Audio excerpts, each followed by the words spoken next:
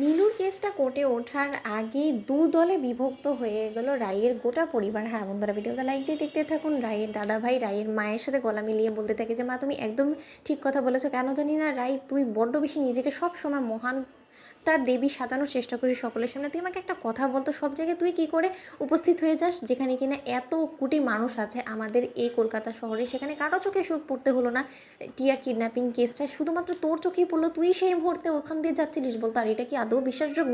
শোন, এটা সূর্যদের গোটা পরিবারকে তুই বোঝাতে পারবি, কিন্তু তার সত্ত্বেও আমাদেরকে কোনো মতেই তুই বুঝিয়ে না বোকা বানাতে পারবি না, কারণ আমরা না এতটাও বোকা না। কারণ যে কোনো সজাগ মানুষ এই জিনিসটা নিয়ে সন্দেহ করবে। কারণ তুই একবার নিজে থেকে ভেবে দেখতো যে তুই এই গোটা প্ল্যানটা যে যখন সাজিয়েছিস তখন তুই বড্ড বেশি কাঁচা করে ফেলেছিস। তুই যেখানে কিনা সানিকে টিয়াকে তুলে নিয়ে যাওয়ার জন্য নির্দেশ দিয়েছিস, সেই জায়গাটার মধ্যে তুই একবার ভেবে দেখ যে তুই শুধু সেই জায়গাটাতে সেই মুহূর্তে যাচ্ছিলিস। আর তখনই তোর কি হলো, হঠাৎ করেই তোর চোখে পড়ে গেল যে কেউ একজন হয়তো বা কোনো একটা মেয়েকে অচেতন করে গাড়ির ভিতরে জোর জবরদস্তি করে ধরে নিয়ে যাচ্ছে। আর তারপরে তুই কি করলি, যে তুই সেই গাড়িটা পিছু করতে করতে সেই গাড়িটাকে ধাওয়া করে সেই গাড়িতে থাকা সেই গুন্ডাদেরকে বার করে তাদের থেকে তুই সেই মেয়েটাকে উদ্ধার করলি। আর তাৎক্ষণিক তুই পুলিশকেও জানিয়ে দিলি। তুই একবারে ভেবে থেকেছিস যে তোর এই গোটা অভিনয়টা যখন কোর্টে গিয়ে জজের সামনে উপস্থিত হবে তখন আসলে তোর কী অবস্থা হবে? তখন তো জজ সাহেব এমনিই ধরে ফেলবে হাতে নাতে যে আসল অপরাধীটা কে। তাই আমি তোকে বলে দিচ্ছি রাই, এখনও সময় আছে নিজের দোষটাকে স্বীকার করে নিজের অন্যায়টাকে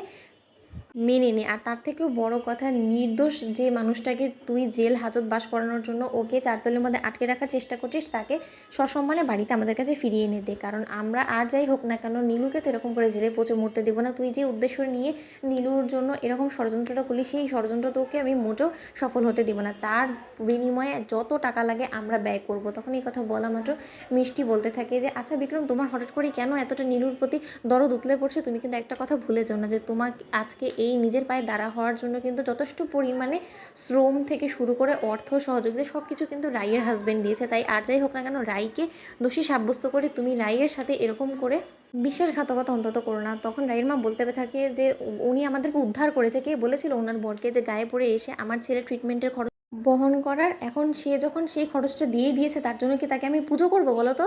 যে কিনা অন্যায় করেছে সেই মানুষটাকে শাস্তির আওতায় না এনে বরঞ্চ যে মেয়েটা কিনা আমার নির্দোষ, যে কিনা মন দিয়ে সুখে ঘর সংসার করেছিল সেই মেয়েটাকে চারদলের মধ্যে আটকে রেখেছে, আর সেটাকে নাকি আমি এখন সহ্য করে যাব? কেন? কোনো মতেই সম্ভব না। তাহলে একটা কথা বলে দিচ্ছি মিষ্টি, তুমি বরঞ্চ তোমার ননদিনীকে সাপোর্ট করেছো, তুমি এবং সত্য তোমরা একই কথা বলবে। আর তোমরা তো অবশ্যই রাইকে সাপোর্ট করবে, তোমরা বরঞ্চ সেটাই করো। আজ থেকে এই সংসার দু ভাগে বিভক্ত হয়ে গেল। যত পর্যন্ত ওনার নীলুর কেসটা থেকে আমি নীলুকে বাঁচাতে পারছি ততক্ষণ পর্যন্ত তোমাদের সাথে আমার কোনো রকম কোনো কথা নেই। তো বন্ধুরা, ভিডিওটি ভালো লেগে থাকলে লাইক, শেয়ার, সাবস্ক্রাইব করতে ভুলো না।